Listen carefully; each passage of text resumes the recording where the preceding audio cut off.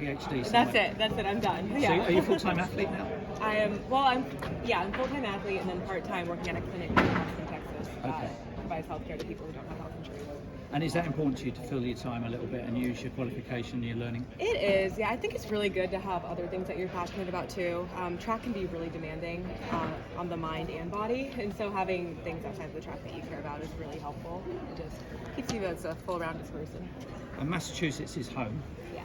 But presumably you're getting used to some more kind weather in Texas. Yes, that's right. But it's still really nice to be here. It's kind of refreshing. I mean, this is where my career started, and in high school and in college. So to be back here just feels really nice. That being said, I do love Austin. That is my new home. I know Austin too. But yeah, it's nice to be here. And 300 meters, you're absolutely ruling out 400 for now, but 300 meters is quite a good distance for you, isn't it? Yeah, I think it's an excellent training distance. It's perfect to see where we are fitness-wise. There's also an element of speed in it, and then you have people who run the 200 and people who run the 400 who come here to run the 3. So it's great, and I do it every year. It's part of a consistent training program for me at this point, so it's a really good marker of where I'm at. And yeah, if I want to move up to the 4, that might be in the cards, so it makes it a little less scary. And without giving anything away, what's your tactic? Just go out hard and try and hold the pole position? No. No, I don't do that. I pace it. I'm very, this year I'm going to go out at a very particular pace. And aim for a certain time, and we'll see how that goes. But this year we've been able to train for it. We've had some really good weather in Austin, so last year it was tough because we went 2 weeks without training due to the weather, but we've had a pretty good setup this year, and so I've been able to work on some things. So I'm excited to put it together tomorrow. Where does this all fit into your overall winter? Will you be going forward trying for the Nationals and World Indoors? This is it for me for this winter, just this meet, and I think it'll be a good training session for me, and also just really good competition. I mean, the girls in this race are really fast, so I'm going to have to be ready, and I think it'll line up quite nicely for my journey to Paris. And Tara, for you, part of a full indoor season or a one and done? How does it fit? No, I'm going to have a full indoor season. Luckily enough, I train at University of Arkansas, so we have an indoor track, and I get my rounds in from there. And then also I'm going to try for Nationals, for USA Nationals, and then head to Worlds. Tomorrow there's only 4 jumping, I think. Yes. So you've not got much recovery between jumps, whichever way you cut it. What will you do? Will you pass 1 or 2? Or? I'll see when I get there. I'm going to beg the judges to let us have a little bit more time, just due to the fact of only 4 jumpers. And hopefully they give us some time in between. I was going to ask you about you and your husband's YouTube channel. 700,000 followers. Is that a little bit of a business for you? Are you filming this weekend? We are filming this weekend. Our videographer is coming, but right now he's right there. That's my husband. Okay. He's filming. But yeah, it is another gig, a side business that we're doing. I love sharing the world, like what we're doing, and I love sharing that track and field is a sport. Sometimes people are like, oh, well, I did it in high school. I'm like, yeah, people are still doing it right now. But yeah, it's beautiful that we get to share our love and share our experience in this track and field world. And I enjoyed YouTube a lot. And so you could be in action in Paris in August. Your husband could be in action at the Paralympics in September. Mm-hmm. Is it an absolute tablet of stone that you'll both be there for each other, or does it depend on your schedules? No, absolutely. I hope that he's there for me, and I'm going to be there for him for sure. Questions? Gabby, I was rewatching your relay leg from Budapest. Yeah. And you were totally fierce in it.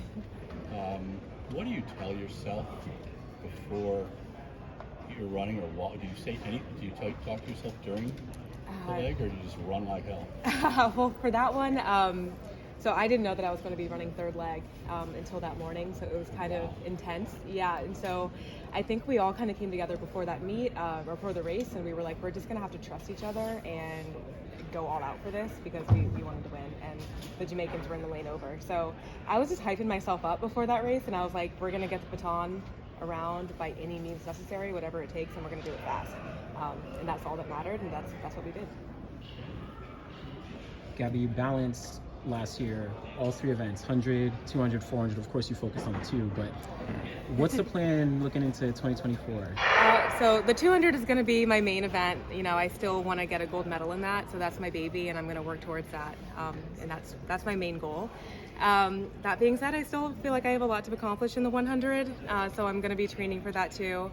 and I know there's a lot of potential in the 4.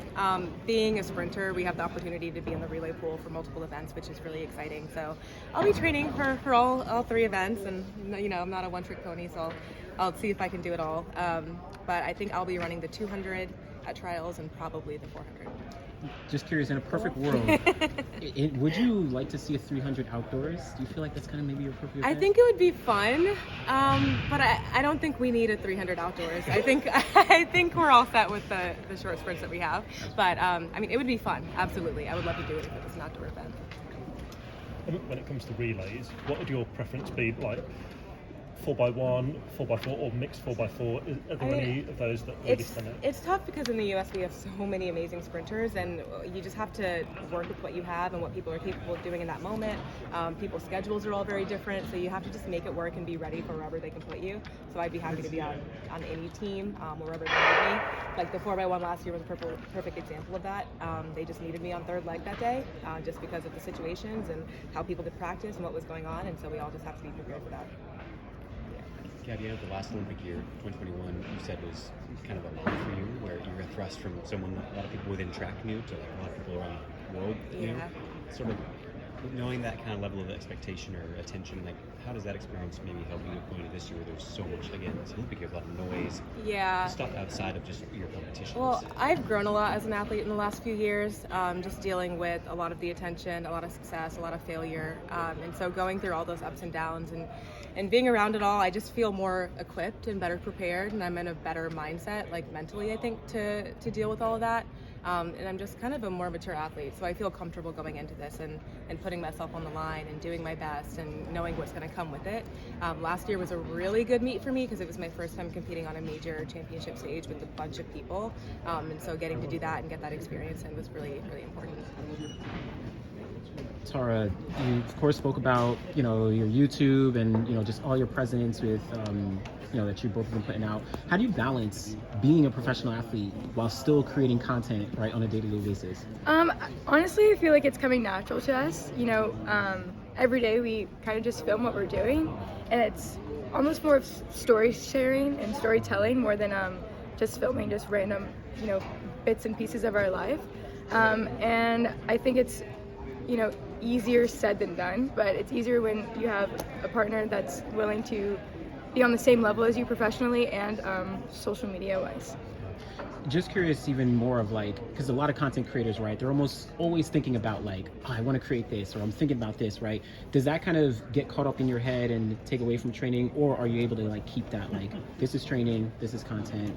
No, we definitely are able to juggle it, and we have a team on us where we have been able to express what we want to see online, and then what we want to see on the track and just personal life. So I think it's been easier growing up and maturing and being able to have people on board with us. What's your plan with the hurdles? I know a few years ago you were kind of split 50-50 a bit. Yeah. Recent years it's been pretty much all long jump. Yeah. So I stopped hurdling in 2021 due to an injury right before nationals, and I just thought it would be important to just focus on one event, going to nationals, going to the Olympic year. And then now I have been talking to coach for the past 2 years. I'm like, let me hurdle. And he's finally like, okay, let's see what we can do. And he saw potential. And honestly, it's a really good training mechanism for long jump. So, I'm just having fun. I have no expectations in the hurdles. And it honestly just makes me faster for the long jump. And is it more tempting in an Olympic year when you think there's a team to make as well, and it could be like a backup plan almost? I'm just having fun with it.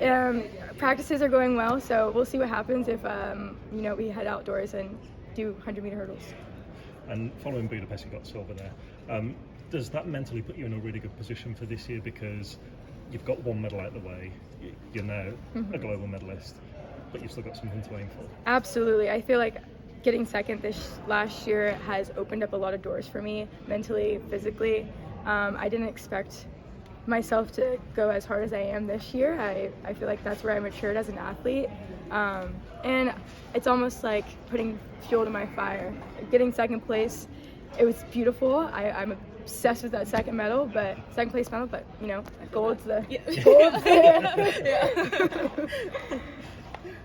Gabby, Gabby, is your work at the clinic the same clinic that you volunteered at in past years in Austin Yeah, as well? that's exactly right. Yeah, the volunteer healthcare clinic. What do you, I guess, what are you doing there? When you are there? Is it all over the place or just focusing on one certain thing? No, so I'm a case manager, so I'm kind of focusing on a group of patients and making sure that they are receiving all the healthcare that they need. And I recruit the volunteers, train the volunteers, and make sure that everything kind of flows and they're getting everything that they need.